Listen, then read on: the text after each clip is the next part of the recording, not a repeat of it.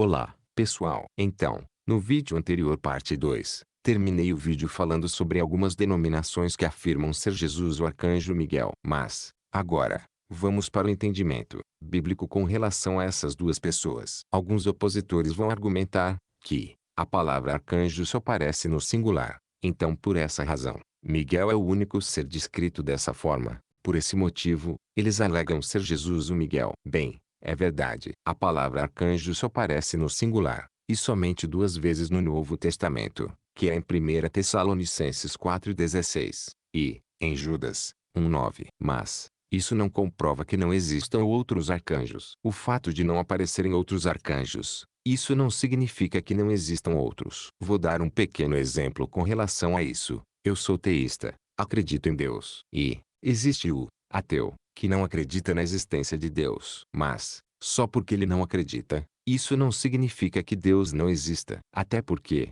ele não tem prova da não existência de Deus. Aqui nesse caso, é a mesma coisa. Em nenhum lugar, na Bíblia, afirma que Miguel é o único arcanjo. Então, por isso, não é certo afirmar tal coisa. Em relação a esses dois personagens, as informações são relativamente proporcionais. Um é de um anjo, chamado Miguel. O outro é de um personagem muito citado do Novo Testamento, que é Jesus Cristo. As informações sobre Miguel são pouquíssimas. Por isso, não acho justo considerar Miguel como Jesus, pois não existe base bíblica para formarmos essa ideia. Mas, enquanto é Jesus, esse sim, temos bastante informações sobre ele. Diferente de Miguel, Jesus é o protagonista do Novo Testamento na sua íntegra. A sua informação é vasta e rica. Assim, temos recursos suficiente para determinarmos quem de fato é Jesus. Então, para provarmos que existem outros como Miguel, o mais sensato seja buscar outras alternativas,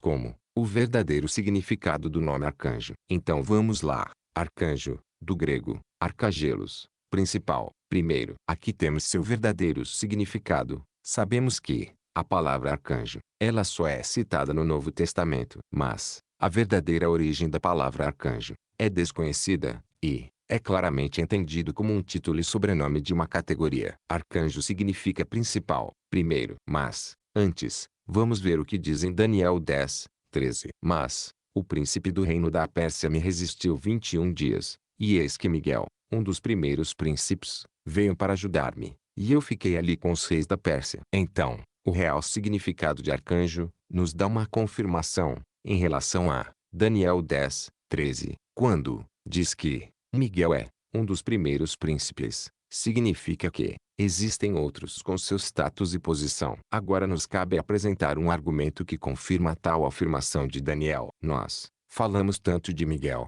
que acabamos esquecendo desse grande personagem, o grande Gabriel. Em Daniel 9:21, vai falar sobre o homem chamado Gabriel. Aí, alguém pergunta por que apareceu como homem. Tudo leva a crer que a resposta está relacionada ao seu nome, que significa o homem forte de Deus. Vamos ler essa passagem então. Estando eu, digo, ainda falando na oração, o homem Gabriel, que eu tinha visto na minha visão ao princípio, veio, voando rapidamente, e tocou-me, à hora do sacrifício da tarde. Daniel 9:21. O significado do nome Gabriel é, homem forte de Deus, ou, Deus é poderoso. Aí já pegando esse gancho, vamos também traduzir, Miguel. Assim chegaremos em uma razão. Miguel significa quem é similar a Deus, ou quem é como Deus. Então, aqui vemos dois grandes seres celestiais, com suas respectivas funções. Gabriel com suas mensagens divinas, e o Miguel, com suas habilidades militar. Gabriel é tão importante na sua função quanto Miguel na sua. Em Daniel,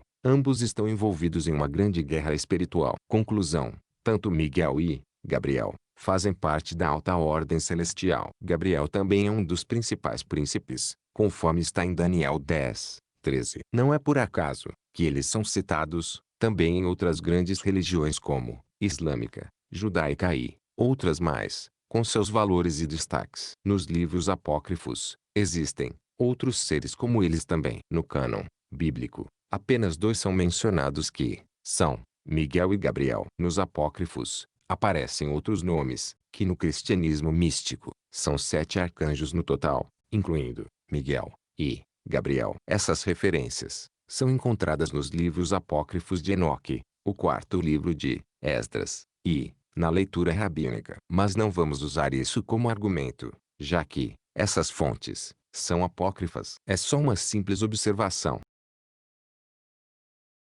Talvez alguém use 1 Tessalonicenses 4,16 para comprovar que Jesus é de fato o arcanjo Miguel. Porque o mesmo Senhor descerá do céu com alarido, e com voz de arcanjo, e com a trombeta de Deus, e os que morreram em Cristo ressuscitarão primeiro. 1 Tessalonicenses 4,16. Aqui vemos claramente palavras usadas no sentido metafórico. Percebemos aqui que o apóstolo Paulo não fala que ele vem como arcanjo, e sim com voz de arcanjo. Se pararmos e raciocinarmos um pouco, percebemos nitidamente que ele vem com a voz e não como arcanjo. Só nesse detalhe, já temos um fator indiscutível, que ele não é um arcanjo, mas que sua voz será igual à de um arcanjo. Devemos, por coerência contextual, entendermos que são palavras colocadas em sentido metafórico, ou seja, em figura de linguagem. Vou dar alguns exemplos, extraídos da própria Bíblia. E ouvi como que é voz de uma grande multidão, e como que é voz de muitas águas,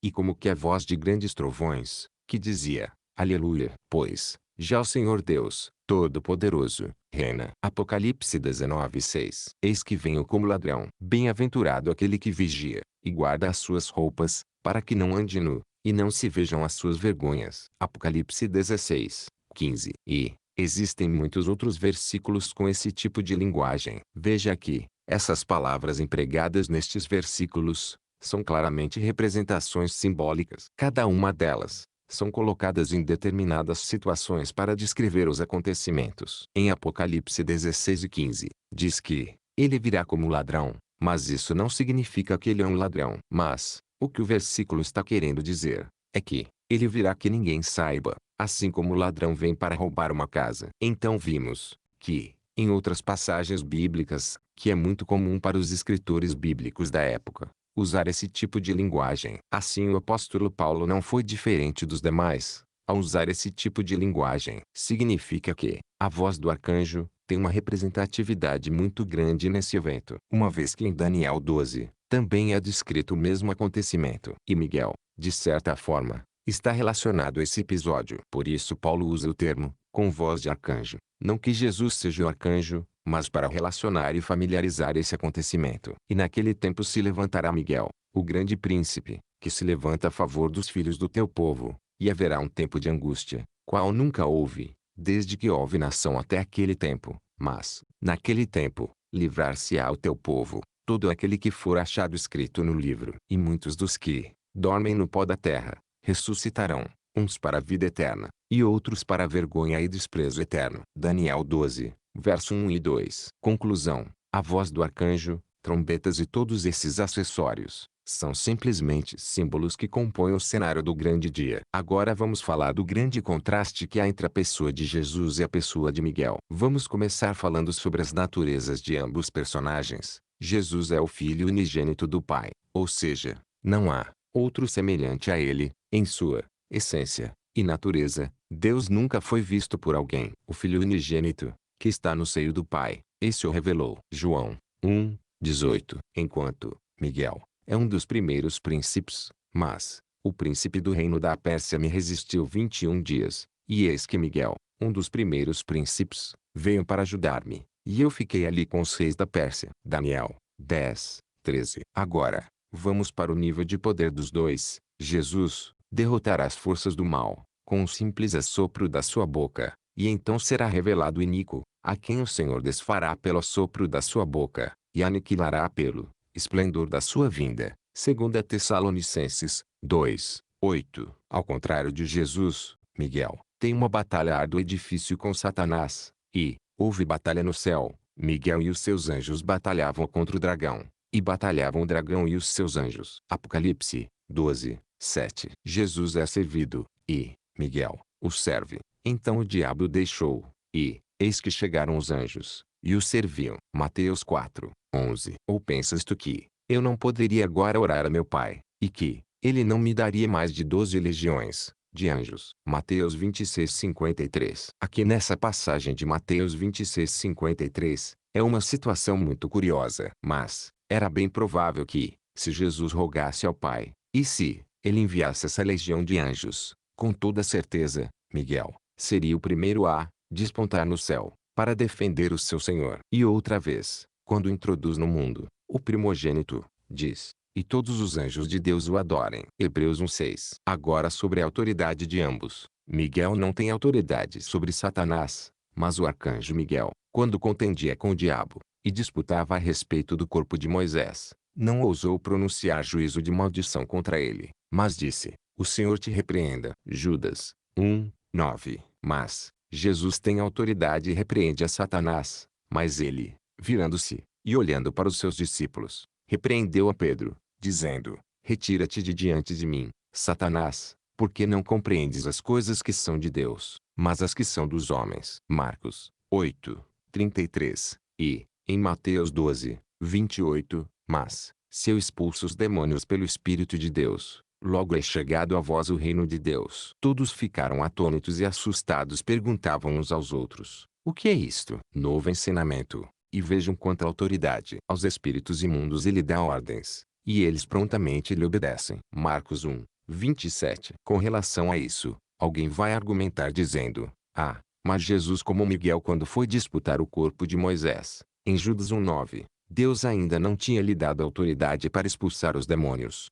Isso só aconteceu quando ele se encarnou. Simplesmente, acho um argumento muito fraco, uma vez que o próprio Jesus é a palavra de Deus desde a eternidade. No princípio era o Verbo, e o Verbo estava com Deus, e o Verbo era Deus. João 1:1. Ele tem toda a autoridade, até porque foi através da sua palavra que tudo passou a existir. Todas as coisas foram feitas por ele, e sem ele nada do que foi feito se fez. João 1:3. Conclusão: Jesus é Deus e Criador de tudo, inclusive dos anjos. Então, nesse caso, ele é o Criador de Miguel, Gabriel e de todos os outros anjos. Por isso eles o adoram. Hebreus 1:6. Então pessoal, esse foi mais um vídeo falando sobre a grande diferença entre esses dois personagens. Notamos claramente que Miguel é um dos principais príncipes, ou seja, existem outros como ele. Também vimos que Jesus é o único, pois ele é o unigênito do Pai. Deus abençoe a todos, e até mais.